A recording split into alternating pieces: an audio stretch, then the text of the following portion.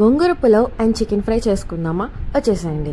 So ముందుగా పులావ్కి ఫ్రైకి తగినంత ఉల్లిపాయలు తీసుకొని అవి కట్ చేసుకొని పక్కన పెట్టుకోండి. దాంతోపాటు గోంగూర కూడా కడిగి పక్కన పెట్టుకోండి. ఇప్పుడు ఒక దాంట్లో బిర్యానీ స్పైసెస్ అన్ని యాడ్ చేసుకొని ఆనియన్స్ అన్ని యాడ్ చేసుకొని బాగా ఫ్రై చేసుకోండి.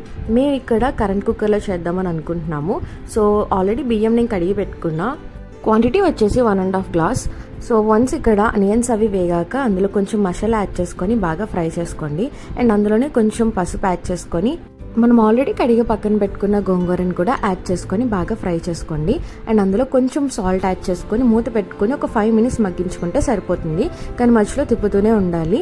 అండ్ ఆల్సో అది మగ్గేటప్పుడే కొంచెం పుదీనా కొత్తిమీర కూడా యాడ్ చేసుకొని మగ్గ పెట్టుకోండి. ఈ కన్సిస్టెన్సీ వస్తే సరిపోతుంది.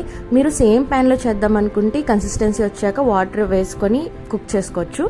నేనైతే ఇక్కడ కరెంట్ కుక్కర్ యూజ్ చేస్తున్నాను కాబట్టి అందులో ట్రాన్స్ఫర్ చేసుకొని వాటర్ యాడ్ చేసుకొని అందులో కొంచెం సాల్ట్ అలాగే మనం పక్కన పెట్టుకున్న రైస్ కూడా యాడ్ చేసుకొని కుక్ చేసుకోవడమే. అండ్ ఇది వచ్చి ఫ్రైకి అనమాట. సో సేమ్ కడాయిలో కొంచెం ఆయిల్ వేసుకొని అందులో ఉల్లిపాయలు పచ్చిమిర్చి యాడ్ చేసుకున్నాను. అండ్ ఆల్సో దాంతో కర్రీ లీవ్స్ కూడా యాడ్ చేసుకున్నాను. వన్స్ అవి ఫ్రై అయ్యాక అందులో కొంచెం పసుపు యాడ్ చేసుకున్నా. వన్స్ పసుపు ఫ్రై అయిన తర్వాత మనం పక్కన పెట్టుకున్న చికెన్ కూడా యాడ్ చేసుకొని బాగా తిప్పుకోవాలి. ఒక 10 minutes మీడియం ఫ్లేమ్లో బాగా మగ్గించుకోవాలి. సో మధ్యలో తిప్పుతూనే ఉండండి.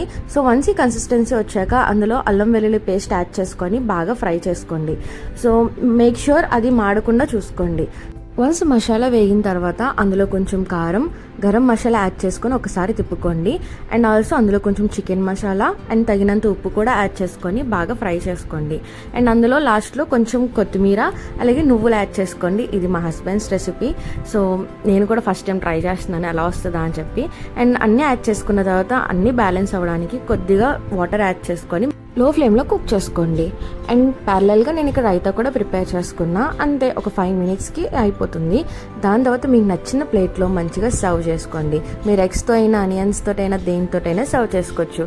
వేడివేడిగా పులావ్ అండ్ చికెన్ అండ్ దాంతోపాటు లెమన్తో నేను సర్వ్ చేసుకున్నా. టేస్ట్ అదిరిపోయింది. సో మీకు ఎలా అనిపించింది రెసిపీ? ట్రై చేసి కింద కమెంట్ చేయండి. బాయ్.